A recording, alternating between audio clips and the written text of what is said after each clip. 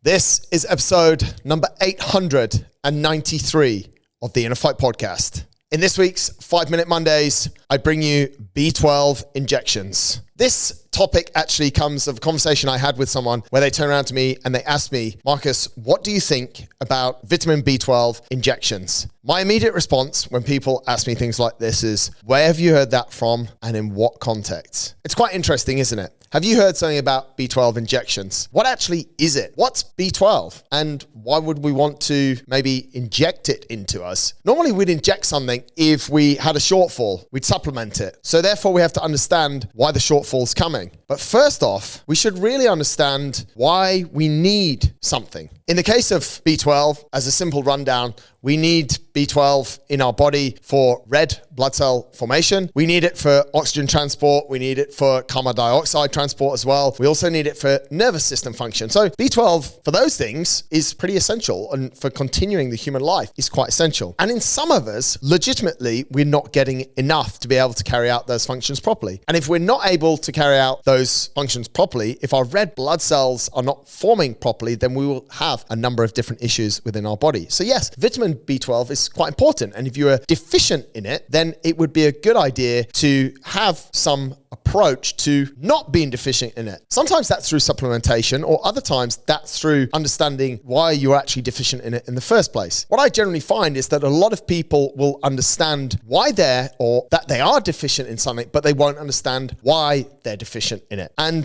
the medical industry as a whole doesn't often tell you, how can I put this nicely? No. I'll put it exactly how it should be. The medical industry sells you something to fix the problem that they see rather than to fix what's the real problem, because they might not need to sell you something. For example, there are a number of ways that you could actually have more of something if you just changed your lifestyle habits. You don't always need supplementation, which is quite interesting. Some people actually have naturally, when it comes to B12, they will have lower levels of B12 in their body. For example, vegans and vegetarians, they don't get as much B12 because what they eat just does not provide as much, because we find quite a bit of it in meat, definitely in organ meat, in things like fish, in dairy, and in eggs. Well, they're all the things that definitely vegans and some vegetarians don't eat. The other reason why we might have B12 deficiencies is because we might have some sort of absorption issues, which could lead, in a little bit of a more complicated case, which you should definitely, disclaimer, speak to your GP about, is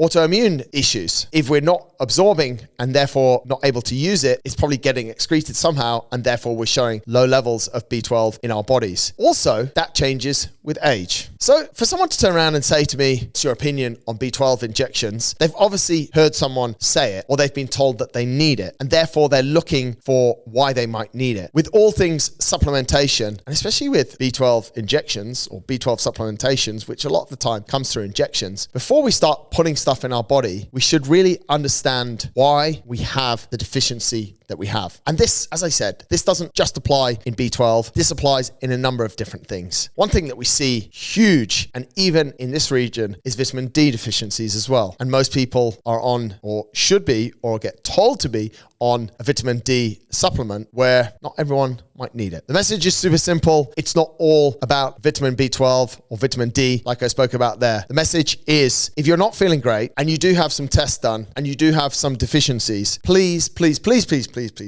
figure out why you're having those deficiencies and how they could naturally be healed before we start in complicated and not often the right way supplementing things for the long term, and for long-term health benefits and sustainable long-term health benefits. Yes, short-term, there is a number of cases for what people would call, in this case, a shot of B12. But long-term, there could just be some lifestyle and some dietary fixes that we need to take care of that would ensure that you don't have to keep having these hits and these supplements. Thanks a lot for listening. I'll catch you next time.